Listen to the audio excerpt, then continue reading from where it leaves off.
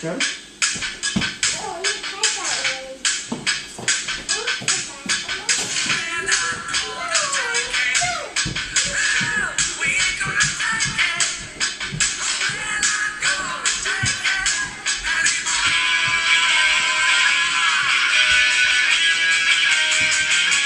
Hello, my name is Autumn. I am Liam's mom, and I took the Connection course from 2015 2016. And one of the main areas that I had to really contemplate and work through is my son's love of electronics. Now, it's my son that has autism, but it is also my 10-year-old daughter and my 3-year-old daughter, if allowed. They all love their iPads, videos, phones, iPods. And so my role is to kind of figure out, well, how do I connect with my children? Do I just get rid of these electronics because they're a barrier? Do I limit the electronics so that my kids learn there's some times for them and there's some times for not? Or do I just let the kids have the electronics as much as they want and find their own self-regulation with them? Now, I want to tell you, I have explored with all three of these areas. If it's a spectrum, I've explored with having no electronics to having moderate electronics to having excessive electronics. And I want to just touch on the three areas and what I have found the relationship aspect, how it plays into those three areas. When we have no electronics, there has been some really positive things. Like, I've had good experiences with my children, enjoying games, the park, downtime, music. They're real positive experiences, and everything seemed just like a little bit of a slower pace, and life felt like we were almost like reclaiming life from this electronic force. Okay, however, it got difficult when kids got sick, or one child really wanted to watch a movie, and we thought, okay, we'll bring the TV out and we'll just watch it one time. Or, just busyness of life. And I'm like, gosh, I wish I had a television because I'm sick of entertaining my kids 24/7 and they're still not getting this self-entertainment. They look into mom. So on that aspect, it became like a stressor to have zero electronics. So there was a positive, but there was a stressor on parenting to have zero electronics because my kids were looking to me for the constant stimulation. And I think my kids are very visual, and that's the problem. And so, yeah, when I can pull out crafts and ideas and places and whatever to go, it works. But when I can't, there'll just be a lot of stress in the home. Now, on the other extreme, we've had it where we're like, okay, whatever, they love their electronics. I'm just going to let it be. I'm going to do it the unschooling way. Let them make their own choices and live with the consequences. Well, when that happens, I might not see my kids for a few days. Yeah, like they love electronics so much, they could sit and literally stim on the electronic. My son could wet his pants because he's so excited and he forgets to go to the bathroom. My daughter, 3-year-old, could take my phone and be watching YouTube, and I'm like, oh my goodness, where'd the time go? Just things that I don't think is always the best for the brain because electronics can be very addicting. And so you kind of lose track of like what's going on around you if you're doing it 24/7. So, okay, so I decided, yeah, I didn't like it 24/7, but zero was kind of stressful. Well, where is the middle ground? And this, I think, is where natural play therapy comes in because natural play therapy is such a great asset when it comes to meeting in the middle, 50-50 relationships. So how can we have a 50-50 relationship with electronics and teach our children, like, you can have a part-time relationship with electronics?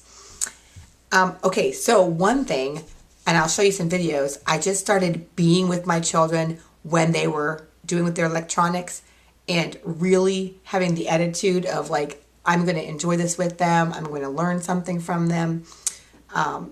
And that this could be a learning tool right now. My child can be learning from this electronics. I'm going to have a positive attitude toward the electronic, at least at this point in time. And that lifted up this like inner hatred and stress, was this inner hatred of electronics, like taking my children away from me. That lifted.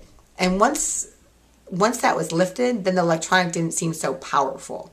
So then I'm able to interact with my children with electronics, utilize it, take the characters my son loves, use them in other games when we're not using electronics, talk to my daughter, listen to my daughter, tell me about her favorite shows and her favorite iPod games, and just kind of use it as a bridge to bridge and explore and expand upon at other times. So I also think it's really cool to watch your child while they're in their electronic mode, because you can see, is it like really a visual thing? Is it a bodily thing that it's helping them with? What are they getting from this? And how can you maybe help them get that elsewhere too? So there's variety, because variety is so important in our children's lives. We want to teach them, like, don't just look to one thing to entertain you. And also, something passive, you can do something. You can create things. You can make games. You can set up toys. You can do things too that bring that variety to your life. So those are good. And I also think just when you like don't hate electronics, okay, so then you can say, all right, guys, this hour or these 2 hours, these are electronic time.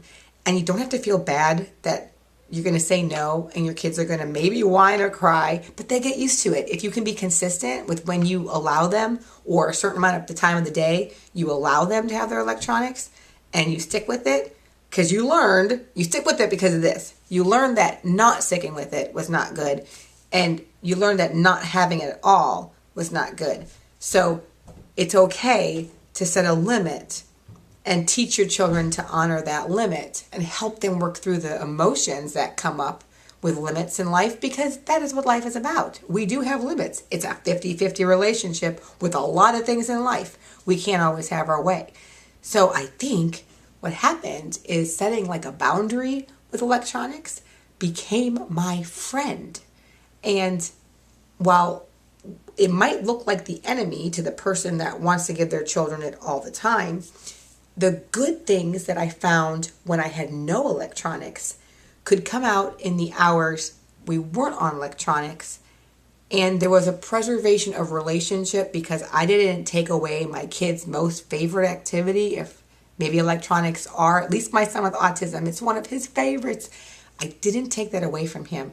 So the other hours of the day, our bond just seemed to increase. And I wasn't the enemy. And even though I'm in control of how much electronics are being watched, it might be negotiable. They can work with me on that. My daughter could be very convincing at 10 years old to say one more game of Minecraft, and I can say one more chore, and okay, different things like that. Like, I'm not the enemy.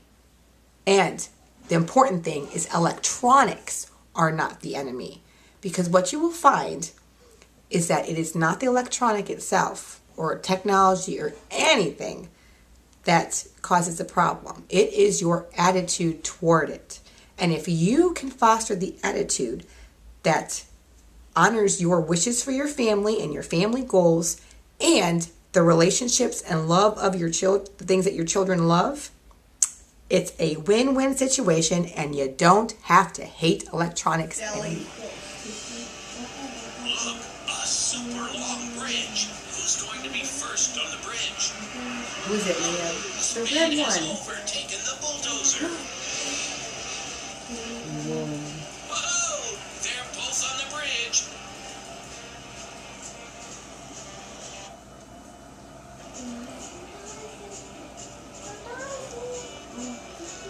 Bravo, Spin. One car past. Look at them go.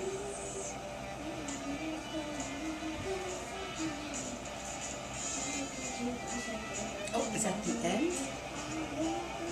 Now What tunnel? but here's Joe.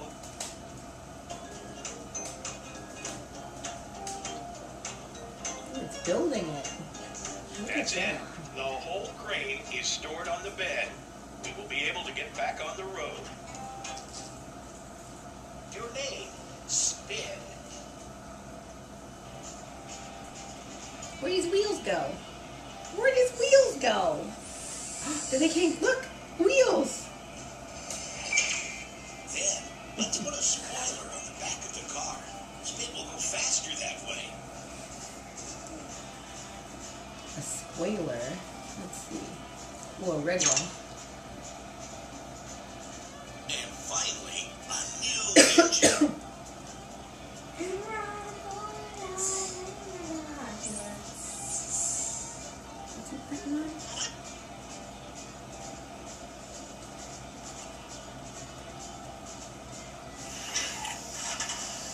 Great, Spin. Are you ready for the race? Did he Okay, talk? then, let's go. He's ready. I'm ready. I'm ready. Here's the track. This race is going to be amazing.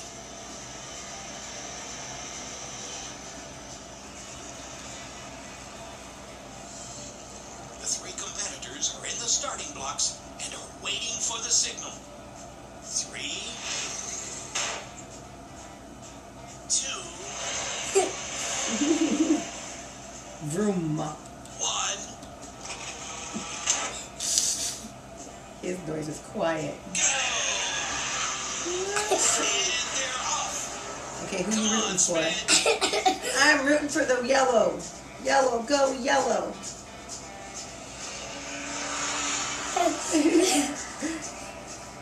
Here they go. Oh, yellow's in the lead. Yes! Mine's in the lead.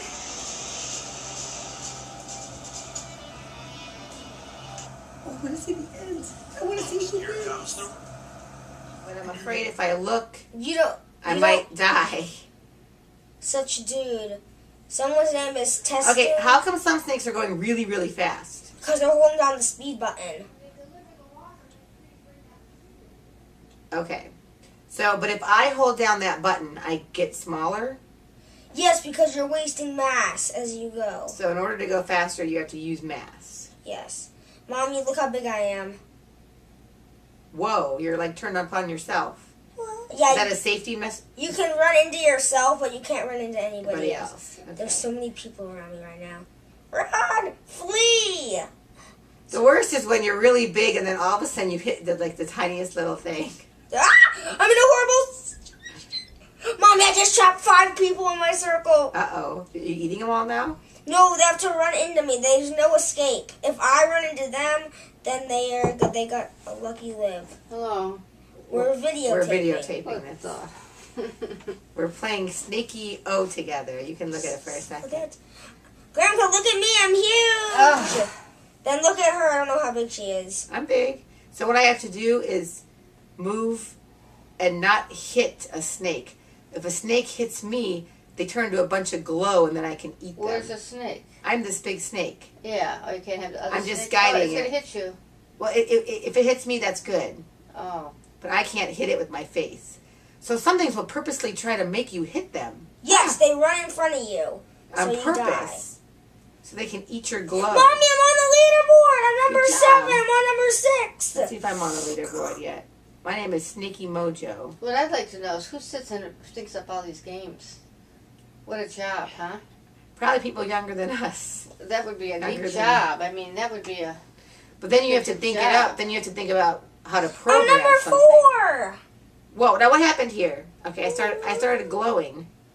Because you're going faster. If you go fast and you glow, because that means you're wasting mass. But I wasn't pushing a button Oh. Then you must have clicked on the screen or something. on accident. If you hold down the screen, you will go fast. See, that would just get me bored. Like a continual. Nothing's happening. You're just going. Well, it's anxious when a little worm comes. You're like, I gotta move, and then you relax again.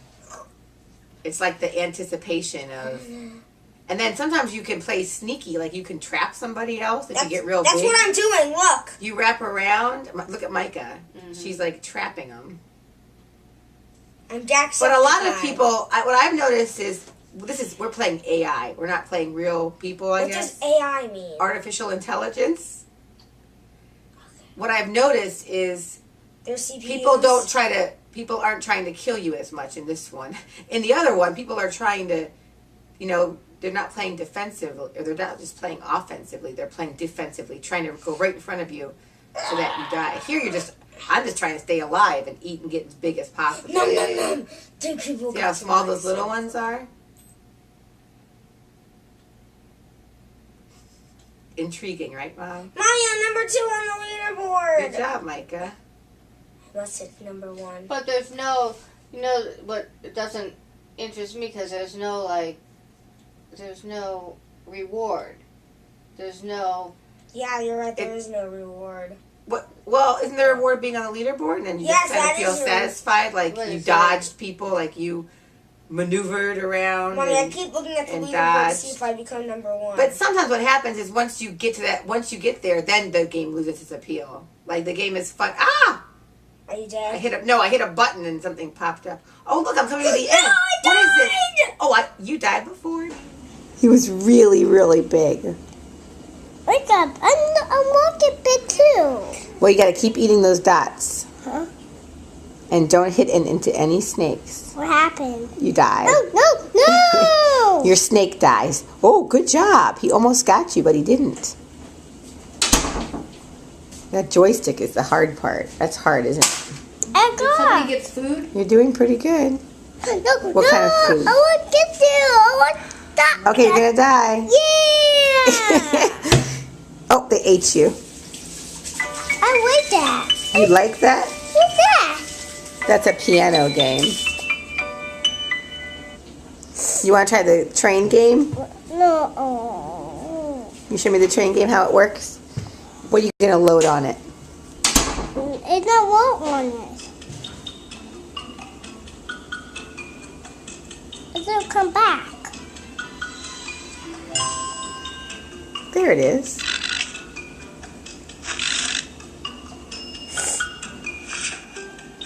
Hello. Hi. What are we doing today? We're going to load a train. Oh, you get to choose. I like Which one? this. Okay. Come back. Now which one?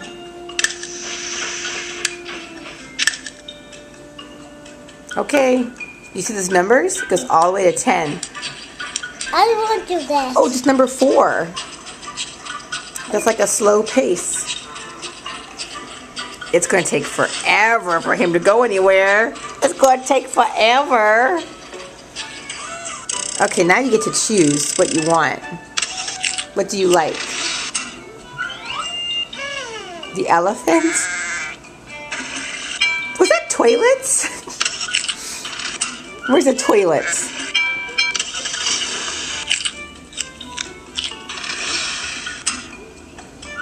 Remember how to pick it? You want the elephant? You push right here. I don't want anything. Okay, pick a different one now. I want a different. I don't think we can fix that. Oh. Okay, go ahead. Wait, hold on. Push on this. It changes. Toilets. Then if you're done, you push on that. Done. Okay, that's empty. It's an empty one. How about the other animal? I think I saw a goat. Huh? You want to find the goat? Okay. There goes the goat. All right, what's the speed you're going to go at now? I think it's empty because you pushed the button. You have to wait the next time to load. How about 7? Where's number 7? Do you know?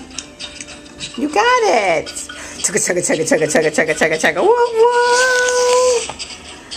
Where are they going? I don't know. I don't know either. Looks like you're going through the countryside. Oh, there was a horse. I didn't put them. Did you punch him? Did he make a sound? Yeah. Punch a chicken. What was it? Get a chicken! Punch a chicken! You got a boo-boo? You okay? Okay, now what? Done. All done. Okay. So I hope you enjoyed those few clips of me bridging and exploring with electronics with each of my children. I just want to briefly touch on each of them and the most important thing I want you to remember from them. The first clip with my son Liam, it's a big deal that he's letting me join him and watch his iPad and say things and add to the story and touch him because he can be very exclusive with it, kind of guard it, run around the house, find a location. So one of my goals is when he does have iPad time, that I don't let it become a completely solo activity, that I kind of keep myself still kind of in the forefront and I make that electronic kind of like a social game that we're doing together. And he seems to be very open to it and I'm very excited about that. I also get to see what he loves and there's songs that I can sing throughout the day and there's characters and there's things, and so it can be a lot of fun. The video clip of my older daughter, Micah, so she was really into this game with this big snake that would eat these dots and then you try to get as big as possible. And so I just put it on my phone and I learned to play with her and she actually taught me. So I set myself up as in like a student teacher, or she was my teacher. Therefore, there was that like respect for her and her love of this game. And the interesting thing in this video is as we're playing this together, my mom comes in and she misses the information that we're videotaping. And so she starts to freely share her attitudes about electronics, which she can kind of be on the spectrum of like, no is better. So it's interesting how we kind of bridge and explore with her, kind of telling her why we like this game. And the final thing I want you to, and the one thing with my daughter I want you to know is we're talking and we're engaging and we're not excluding each other and we're having fun together through the game. And then with my little girl, I just use it as an opportunity to talk about what we're seeing on the screen, to work on language because her enunciation is still a little bit developing, to ask her to do things, to recognize numbers. I mean, there's so many things with young children you can use for educational purposes. And the important thing is when the train finished, she said, done, and handed it to me, and there was no problem. And I'll tell you what, the more that I restricted my children, the more possessive they become of the electronics, the more they understand like that mom's not against my electronic, they're not as possessive and they're not as addicted. So I hope you enjoyed those clips, and I hope as you are on your own journey trying to figure out the best role of electronics in your life and in your children's life, that you use all that information that I provided into your personal decisions and reflections, and just have fun with it because that's what life is all about. We don't know all the answers. No one does. So we get to explore and have fun. So have a great night.